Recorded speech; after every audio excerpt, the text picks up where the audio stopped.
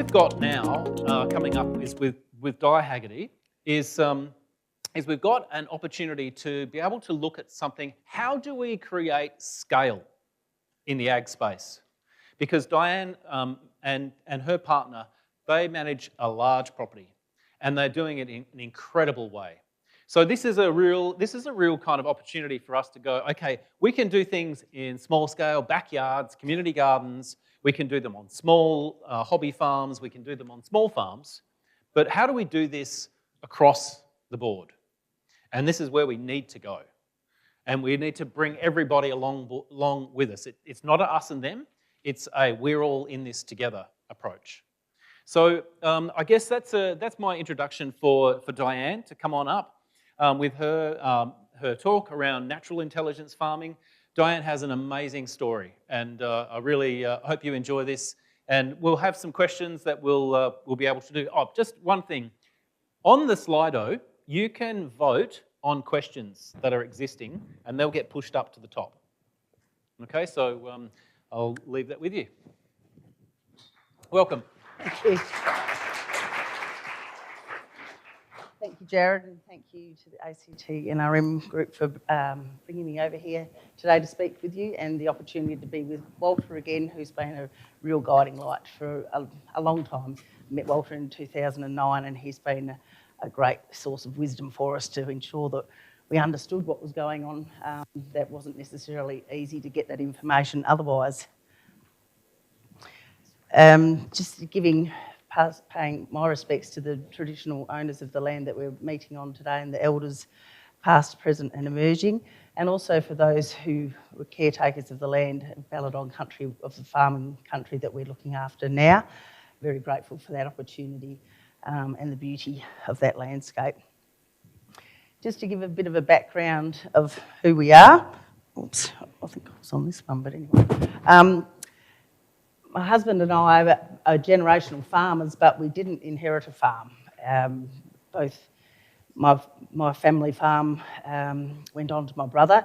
I was sort of brought up in an era where daughters didn't, take on farms. They got educated. I actually studied occupational therapy, and I guess that's probably helped me a lot in looking at health from a different perspective as a farmer. I've worked with paediatrics in early intervention. I worked with mental health, and I also worked with aged care. So a fairly good range of observation opportunities to see what was going on with health in our population. And in particular with the children, seeing decline in physical capacities in readiness for school programs, and seeing, how do we deal with that? We started off in 1994 with 600 hectare farming land that we bought ourselves without any other capital. We're really on a shoestring. And then over the next 30 years or so, we've built to be able to manage 24,000 hectares, half of that which we've purchased ourselves, and the other half is leased land. Just a bit of an indicator of some of the issues with some of the West Australian wheat belt. As Walter mentioned too, some of these issues have been intensifying since the end of World War I. But there was a lot of clearing happened throughout Western Australia, and to the west of the rabbit-proof fence where the clearing stopped, there's a lot of issues developing there, and have been for a long period of time now, with increased salinity, problems with the soil structure, soil health, broken water cycles, as Walter was mentioning. And significant loss of biodiversity, and as has been mentioned too, the outcomes from agriculture in Western Australia from the farmers there under the conventional system is amazing. They've been getting fabulous production outcomes with low rainfall patterns and a degraded landscape, and that was, as Walter was describing, as a result of some of the science that has been presented to them, and they've been making the absolute best of that with different soil amelioration techniques. But a lot of that has been focused on physical structure of the soil and chemical approaches to the landscape. And as Jared mentioned, there hasn't been that focus on the biological side so much. And that's where some of that decline has been in the food that we are actually producing. Western Australia used to be recognised, or actually Australia was recognised probably 20 years ago when the AWB was in place, as being some of the best quality grains grown in the world. But now in Western Australia, we're finding that the bulk of the grains being produced are actually livestock feed. So instead of being human food, the commoditised approach has actually led to a change in the type of foods produced. And I guess part of that being that some of the feed varieties are actually higher yielding. You can put more nitrogen on and get a bigger return. So where is our focus as a community to how things need to be? Are we trying to produce food? And one of the other limitations that Jared was talking about too is, he talked about the biological structural decline, but the infrastructure decline in preventing farmers from getting their foodstuffs to the community. We used to have local food opportunities with bakers, butchers, abattoirs and so forth, processing capabilities to get the food there, but now a lot of that has gone into the commodity market and making it more difficult for farmers to access with any profit margin.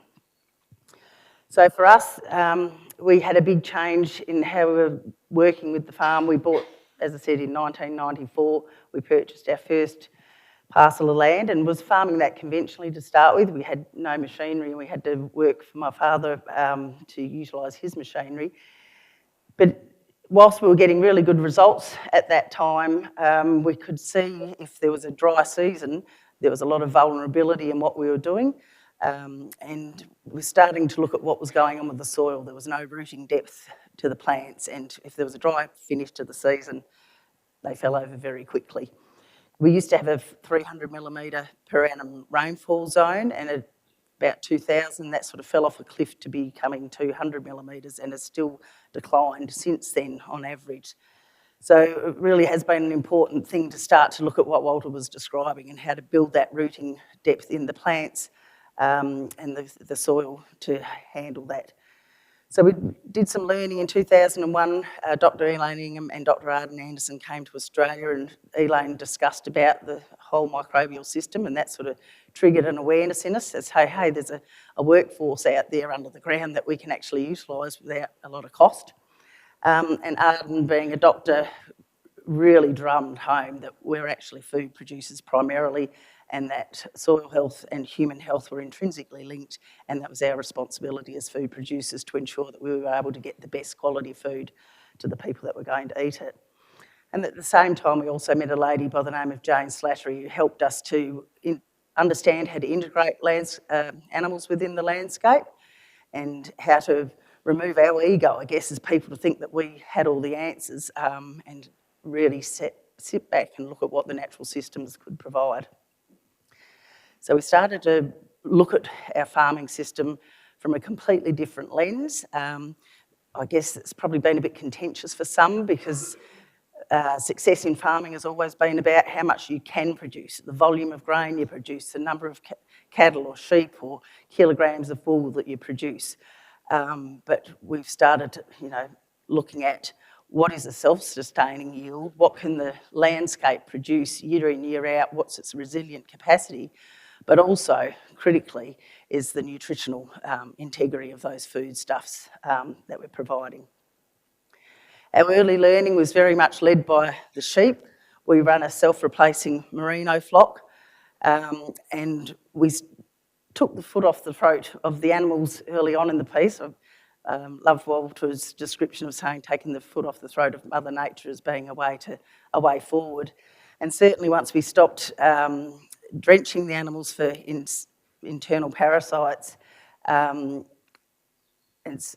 did things like cease mulesing and so forth, it made a big difference to those animals, but we also provided a lot of diversity in their diet. So in the early days, while we were changing their diet and so forth by trying to increase more biodiversity in the landscape, we had some free choice minerals to support them nutritionally whilst our landscape stepped up.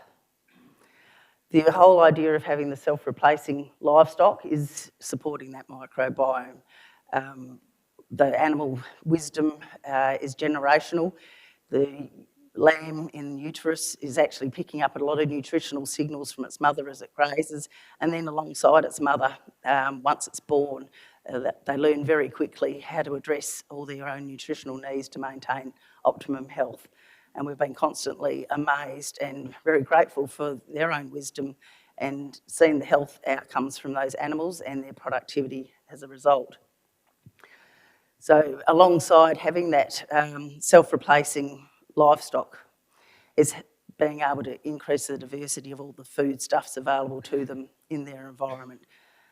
So that picture there demonstrates we sow multi-species cover crops in places, but with the whole aim is having the other picture where it's a native pasture with mixed species there, far more resilient plants.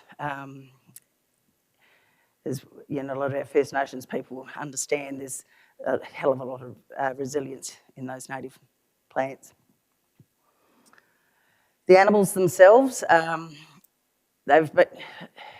having that diverse opportunity to graze, so whether it be with bushland or pasture land or whatever it might be, they can also smell out the areas of the soil that are needing more attention. You'll see that they actually go and manure on some of the weaker country.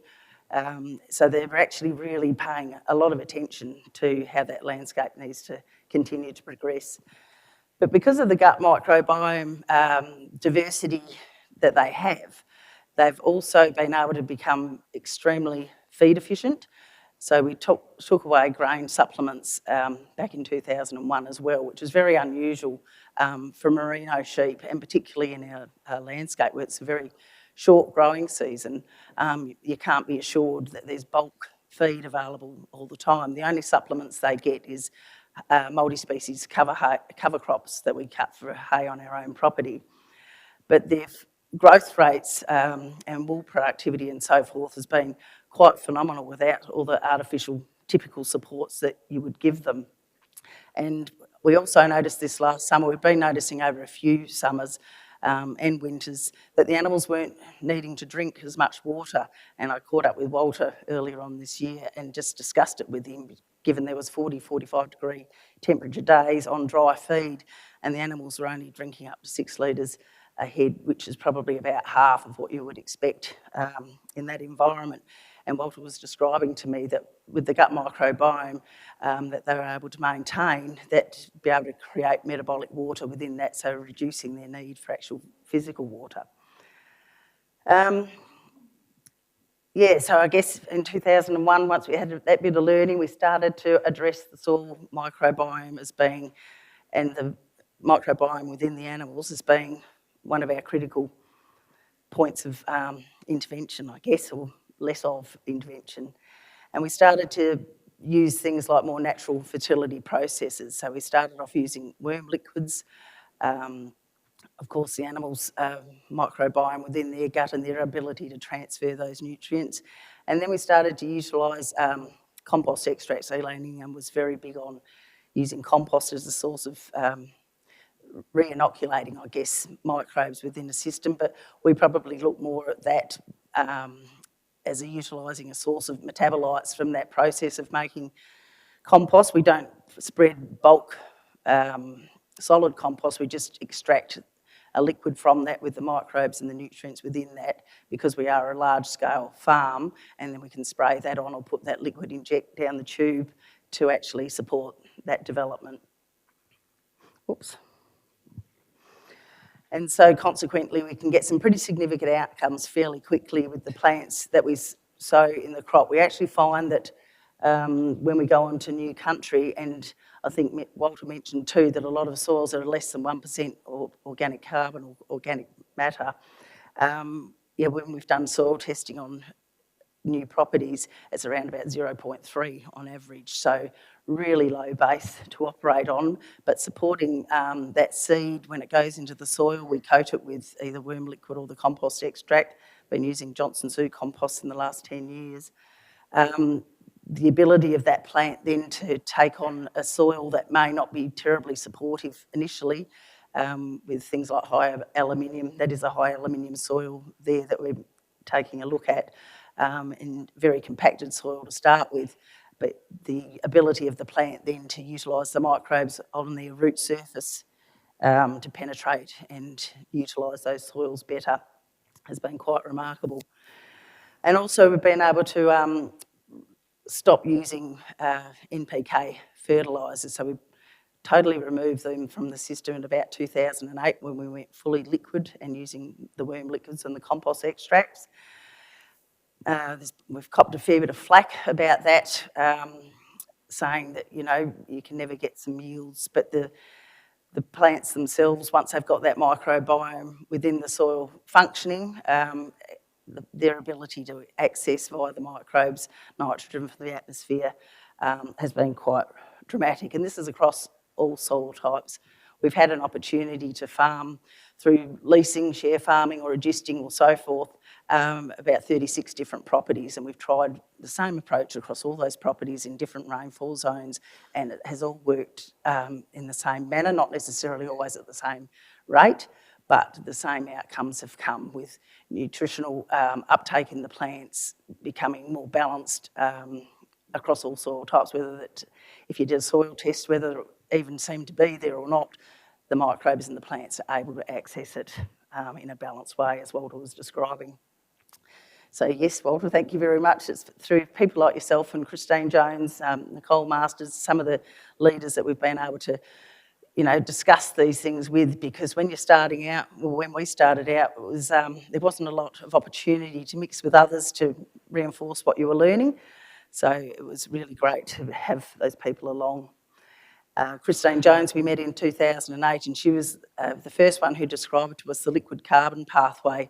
We'd only ever really understood the labile carbon capacity within soils, and it wasn't adding up to what we were seeing, because, you know, we're having dry seasons, we weren't getting great biomass, so realistically we shouldn't have been making much gain from a soil carbon perspective, but we knew the soils were getting softer and easier to work, the tractors were using less fuel to put the crop in, and it was when we spoke to Christine and understood that the liquid carbon pathway was occurring as those plant roots were getting deeper, and that was what was occurring for us. And we did have some soil testing done in 2012 under the SCARP protocol, which did demonstrate that the deeper that we went into the soil, actually in comparison to the farming system across the fence, there was higher rates of carbon sequestration as you went deeper.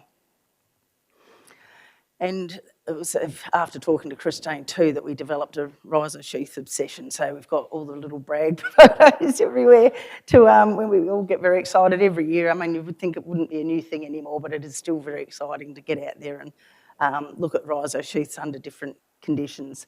Those photos that I've got there were actually taken during a drought year, so we were even more excited to see what capacity and resilience those plants and microbial communities were able to do and provide for those plants. So in 2023 we had a growing season rainfall of 87 millimetres. We still harvested a crop, we still cut hay and still ran all the animals. We did sell off some, you know, we dropped off about 1,000 breeding ewes to make sure that we didn't overstretch the land, but we still managed to run a lot of animals through that.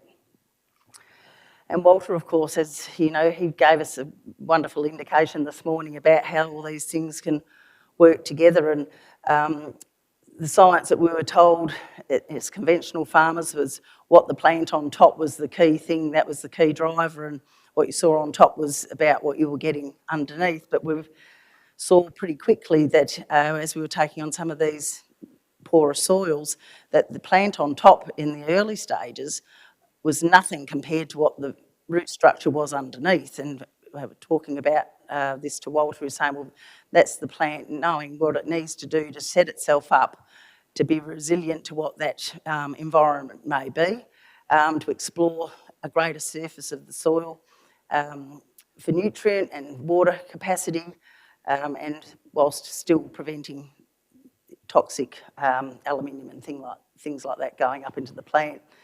But so where that plant early on in the season looks very, very small, and you have a nitrogen-fed crop across the fence, which looks absolutely amazing, probably 5 times the size, but by the end of the season, as that plant has been able to utilise that root structure and root capacity, it changes quite considerably. been very fortunate to have a wonderful person by the name of Phil Lee, who's got a wonderful microscope, and he works with regenerative earth as well with Walter, to take some pictures of some of the roots of our plants under the microscope and just see those fungal communities within the rhizosheath. And on this one in particular, creating some of those air spaces in the soil that Walter described. But then you see the picture down at the bottom where the synthetic fertiliser had been utilised and preventing that rhizosheath development and preventing that cathedral building within the soil. So I guess we have had an intense focus on microbiomes, whether it be soil, plant, animal, and then ultimately human, because at the end of the day, we are food producers, and trying to support the microbiome within the human consumer is really imperative to us, and fortunately the science is now starting to really recognise the influence of diet on your gut microbiome and health. Just as Walter was describing as well, the whole water cycle thing, as you saw from those pictures early on about Western Australia with the salinisation, a lot of that is as a result of the broken water cycles and the not focusing, I guess, on the biological systems that drive that.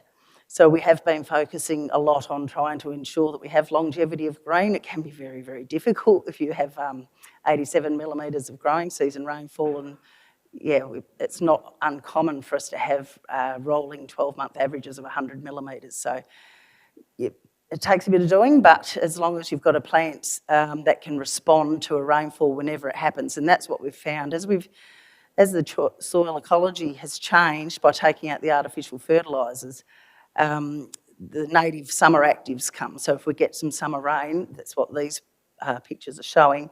The middle one is just an abundance of summer active plants.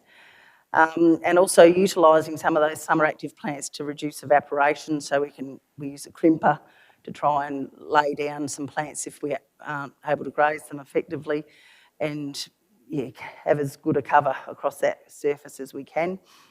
Using pasture cropping and perenniality within the cropping as well, so not out there killing everything, make sure that there's some kind of plant function amongst the cropping system as well. And still needing to revegetate, working with First Nations people about how to revegetate with more of the bush tucker and Indigenous foods and bush medicine plants across a fairly large landscape that needs more plant populations. Just an indicator, when Walter was talking too about the compacted soils, certainly that's been very common as what we've gone on to, and deep ripping is a fairly common practice in Western Australia as a part of a soil amelioration package. One of the properties we took on, you see that picture to the bottom there, had been deep ripped, but made it very susceptible to wind and water erosion. And then some of the other soils very seriously capped at the surface so that the water couldn't infiltrate. And as Walter was describing, if we can only get 2 out of every 100 water drops to actually infiltrate the soil, if the rest is going to evaporate or run off, we're in a spot of bother. But what we've seen of that centre picture is just once you've taken out those synthetic fertilisers and re-encourage that soil microbiome, you can see the fungal activity at the surface there. So really opening up that capacity for the soil at the surface to start allowing the water to infiltrate. And then just last year we had a 40 mil rainfall event, got out with the shovel, dug as far as we could dig, which is about 850 mil down, which I didn't think was a bad effort, but the water had gone all the way down. So we could have, if we could have kept digging, it might have been a bit further than that. And I guess, along the lines of what Gray Brown talks about is making chocolate cake. We always have a bit of a giggle because it's a bit of an effort to make chocolate cake with the West Australian wheatbelt soils, but we're starting to see what's getting close to chocolate cake. Not quite the same level as Gabe, but it's still encouraging. And rebuilding that soil sponge, so that all-important capacity for the soil to be able to take in and hold moisture. So I guess when we look at the whole system that we're trying to support with that microbiome, starting off with that plant and soil interface, and as Walter talks about, those intelligent arrangements there between the plant and accessing nutrient without taking up toxins in the soil, and rebuilding the soil structure to enhance its capacity going forward. And then working on the animals that have got the capacity to graze and then transfer those microbes across a landscape, all working in together and lifting, similar to soil petogenesis, lifting the capacity in a forward and positive way. And then it resulting in the plants themselves having improved resilience. So through their microbiome retained within the seed, the next generation of plants raised in this manner then has a greater capacity to handle things going forward. So we're just building on that all the time, and we've seen that very clearly in the animals being self-replacing, that you can see that capacity within them to continue to improve as their landscape is improving as well, and that's why we'd like to draw that same conclusion to human health. And that's, I guess, why we actually coined the term natural intelligence farming. As Walter mentioned many a time, there's a lot of intelligence going on out there. We don't understand much of it. I think Walter was saying, maybe 2% or 8 to 10 max globally, but it's still occurring whether we understand it fully or not. And we've just been grateful to be able to observe, some of that. We have been able to see, as I mentioned before, some soil carbon changes. What used to take us probably 3 or 4 years, we can now see sort of changes in about 1 year, which is, fairly interesting when you're starting from a really low soil base. Dug a soil pit in 2016 when Nicole Masters came for a visit, and the rooting depth on a new property at that stage was fairly low. Very compacted soils, and we're only able to see roots around about that 15 centimetre line. But in 2022 we had a similar event on farm, and the bulk of the roots were able to get down to 600 mil and beyond. So they were getting down to the 1.5 metre mark, but yes, the bulk zone, which was a lot larger than what it had been 6 years previous. So that, of course, gives us a bigger capacity to hold water in the landscape and handle the dry seasons, and particularly dry springs, which we had last year. We had 180 mil for the growing season last year, but that started on the 1st of June and finished in August. So it was a fairly intense little period, but we were able to carry through and the crops filled perfectly. Just a demonstration there of what it looks like when you're changing soil ecology, just the plant expression that comes, and not necessarily planting these native plants, they just come as the soil ecology gets back to what they were more familiar with and not driven by NPK. One of my favourite plants now is the mulla mulla. It's got a long taproot on it and has been recognised as one of the best phosphorus sourcing plants around, bringing it back to the surface, but it's also highly palatable to the animals and provides a great resource through winter and summer if there is summer rain. And then if we need to, when there's bulk capacity there, we can lay it down with a crimper and plant a crop straight into that, which is pretty cool. Just a bit of a picture of some of the landscapes we've taken on in the past. So really lots of water and wind erosion have occurred. So not a lot of soil depth. In places there's been, flat rock exposed. And when we're talking about soil petogenesis, I did actually take some photos, which I haven't managed to put on a slide, but just showing the lichens now growing on top of the bare rock. And then in other parts where there's been enough soil built now that there's grasses growing on top of the bare rocks as well. Just another property there. I've had these pictures before, but trying to deal with salinity with deep drains. It's certainly not what we're trying to achieve, but some of the farms that we've taken on have got them in place.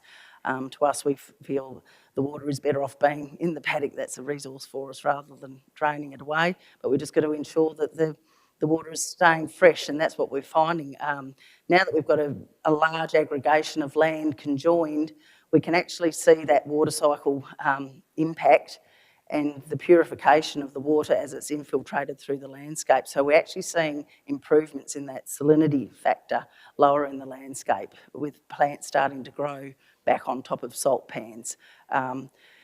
And also at times in the year when the animals can actually drink the water off the top of the salt lake, which normally it would have been way too salty for them.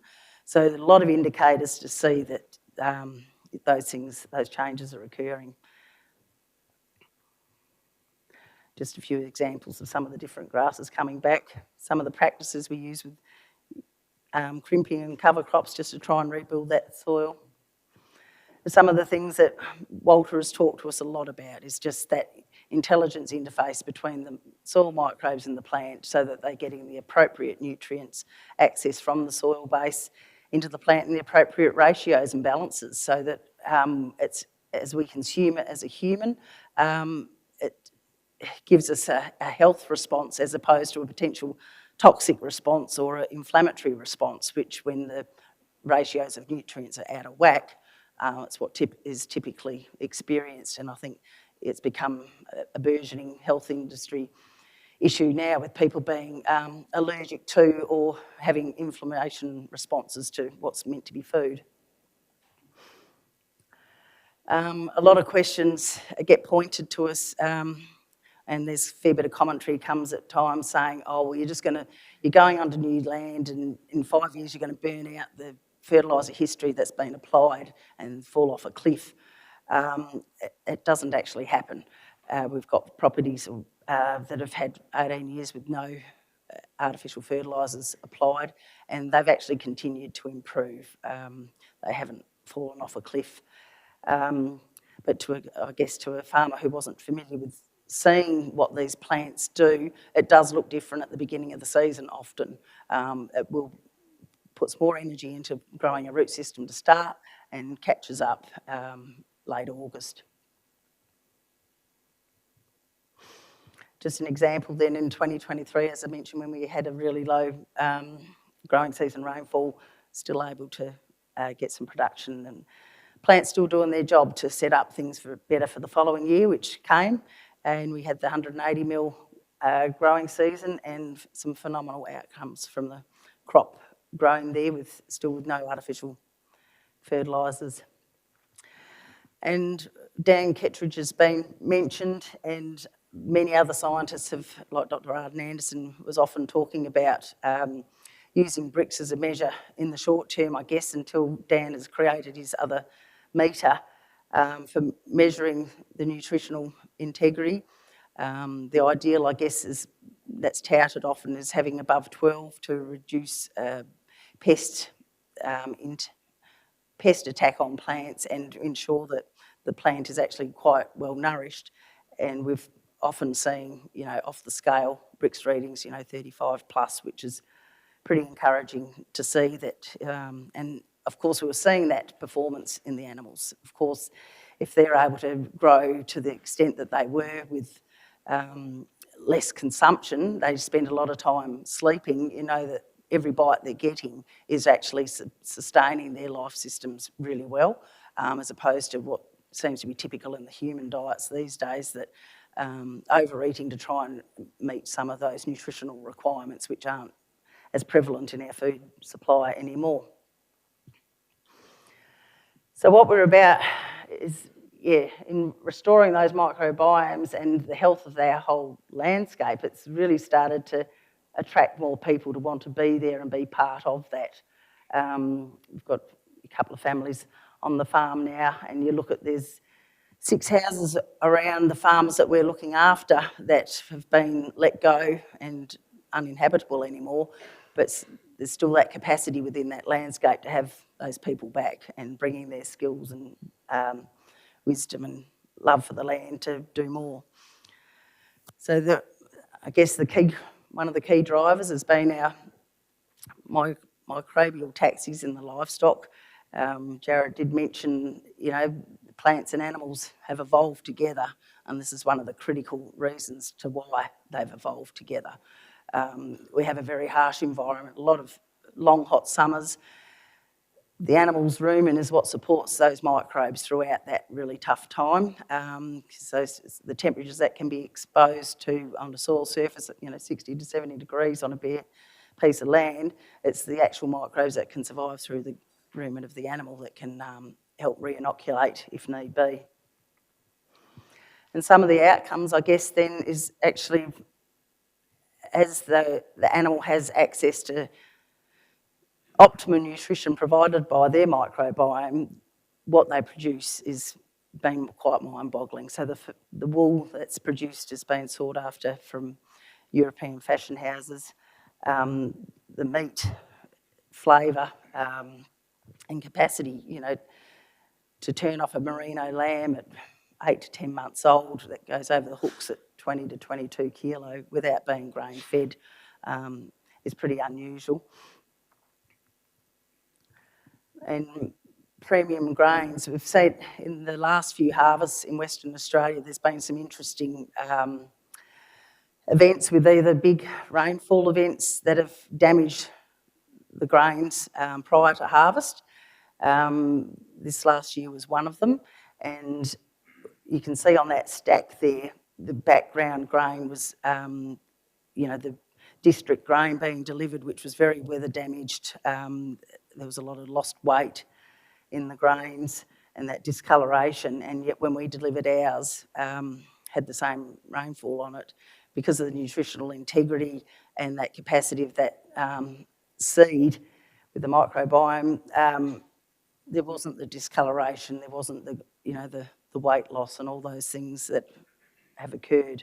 And we've had in previous years too, when there's been even more rainfall, not even having the sprouting and so forth, that typically downgrades your grain. So when Walter talks about taking the foot off the throat of Mother Nature, we like to also look at how to take the foot off the throat of farmers and land stewards. As Walter was describing, there's been a real focus on commoditising foods, trying to make it simple and perhaps supposedly less costlier, but shifting the cost to the farmers, certainly with the cost of machinery and so forth. I mean, we've been fortunate now that we're not using artificial fertilisers and so forth, that does significantly reduce some of those input costs, but the machinery costs are absolutely phenomenal, and machinery is actually quite often worth more than the land that it's working. A crazy situation. But what is really important, I think Tammy will probably be touching on this when she does her presentation, is just the removal of the infrastructure capacities I mentioned early on. How do we get produce as food to the consumer as opposed to just as a commodity and bulk handled and all the rest of it, whether it be through a feedlot system or the bulk handling that most of the grains are going through. We need to be a bit more creative than that, but also looking at our financial models that aren't really geared up to support the farmer trying to bring into place the infrastructure required to ensure they can get their product to the market in a trustworthy manner.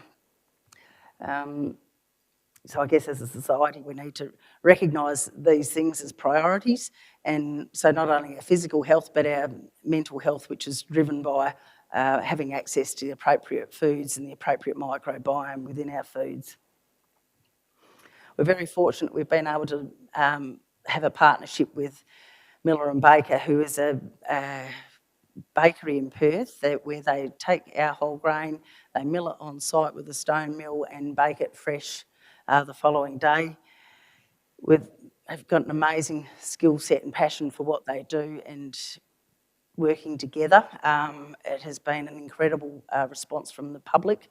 People that have been gluten intolerant have been able to go there and consume bread again, which has been pretty exciting for all of us because, when we look at food, we say, well, why is there all these allergic responses going on? What has happened? Where is the breakdown? Is it in the food? Is it in the people? Is it in our capacities? Is it in our microbiomes?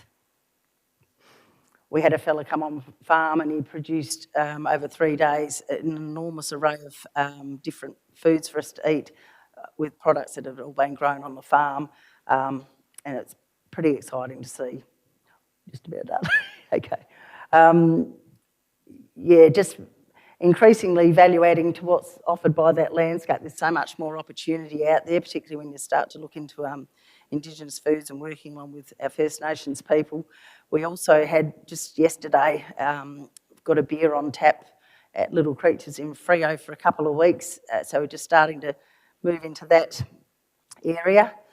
As I mentioned, some of the collaborations with our First Nations people is the relationships going forward to make even better opportunities for our futures together. But the idea of we're going to have to re-establish the partnerships that used to exist, as I was talking about, the local services with butchers, abattoirs, millers and all those kind of things that aren't as readily accessible anymore. We have to try and bring those things back as a community. And ultimately for us is giving back to our environment. We're very fortunate to live where we live.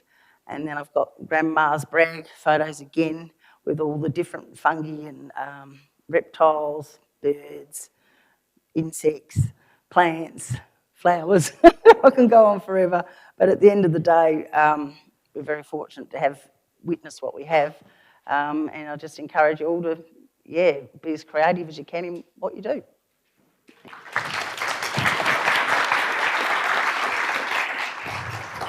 Let me just stay here. So thank you, Dianne. That was really inspirational. Thank you very much. We do have a couple of questions. So we've got one that is around the compost. So do you make your compost to apply directly, or do you make just compost teas? We don't do any direct compost application because over that kind of landscape it just would take too much. But the extracts as a tea have been fantastic. Yep, and you've been doing that aerobically? We do a bit of Johnson Sue compost. We're just starting a static compost pile, and we've had a local fella who makes aerobic compost at large scale, and he's been supplying the bulk of what we utilise. Right. Yep, okay, fabulous. Now, talking about drenching, do you still test for your worm loads with your sheep? And also, what was the process that you went through to move from having to rely on drenching, for barber's pole, etc., etc.? What was that process? We don't have much barber's pole in our area. There was one instance on one of the southern properties back in the early days that had a lot of summer rain, and there was a bit of a barber's pole outbreak through those areas. So typically it's not really a big problem. I think probably, the environment we've got too with a lot of dry, long, hot spells helps with that, but we don't test for the worms anymore, and we don't have scouring issues or anything like that. You can tell pretty rapidly if the animals are performing well or not.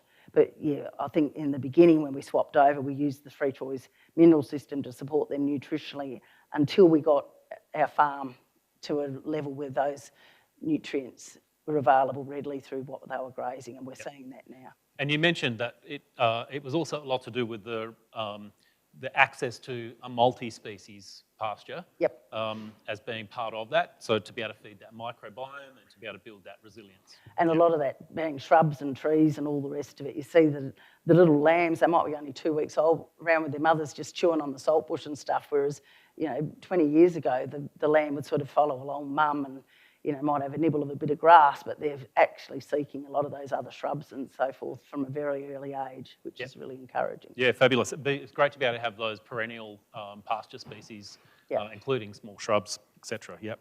And another one, how have you applied the compost extract and the worm juice?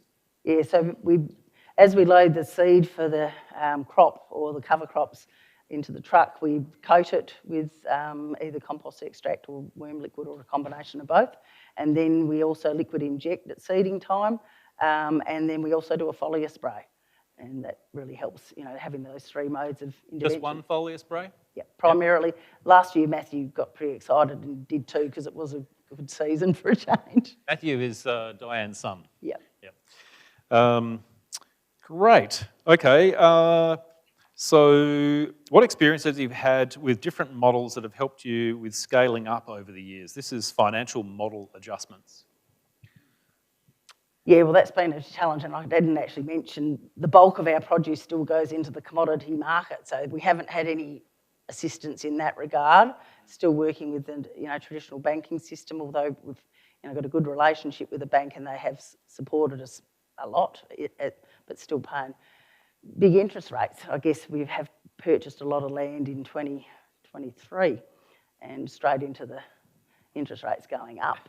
So I think, that's once again as a society too, we've got to look at how do we support people on the land to be doing what they need to do in a financial sense instead of giving a bit of a flogging for trying to do it.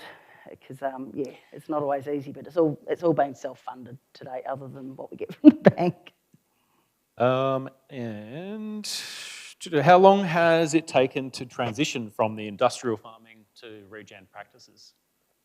I think you mentioned that it could even just be a 12-month period. It can now, from what we've learnt and developed, but I reckon if you give yourself a 5-year period, you'll be able to make some pretty significant gains there. And is that a drop-off before it comes back up? Or it doesn't have to be. Yeah. There was a podcast just recently from Green Cover and a lady, Dr. Laura Kavanagh, I think her name was, episode 3 anyway, but she was talking about DNA sequencing of soil microbes, and she was reinforcing what Walter's been describing too, that whole microbiome side of things, and being able to keep our own seed has been critical to that, so we're getting that generational improvement within the seed and its interaction and within the animal. So I think those things, from what I'm learning now, are really good starting points. So if you can source seed as best you can that's had as less intervention on it as possible, and then retain your own seed so the more it can be adjusted to your environment, and the same with the animals if you've got that capacity to do so. Okay, and one last one. As far as seeding, what's your machinery and methodology? Is it direct drill, air seeding, cultivation? How does it work? Yeah, we are minimum till. We've got 2 machines. We've got a disc machine which does as much no-till as we possibly can, so that handles a lot of the trash on paddocks that have got huge amounts of residue, and we've also got a tine machine as well to start off on paddocks that have probably got a little bit more compaction early on in the piece, but they all have the liquid inject system, so they're all putting the goodies through the whole program. Yep, fabulous. Okay, well, I think that's probably it for the moment. Thank you so much, Dianne. That was a real inspiration. Thank you.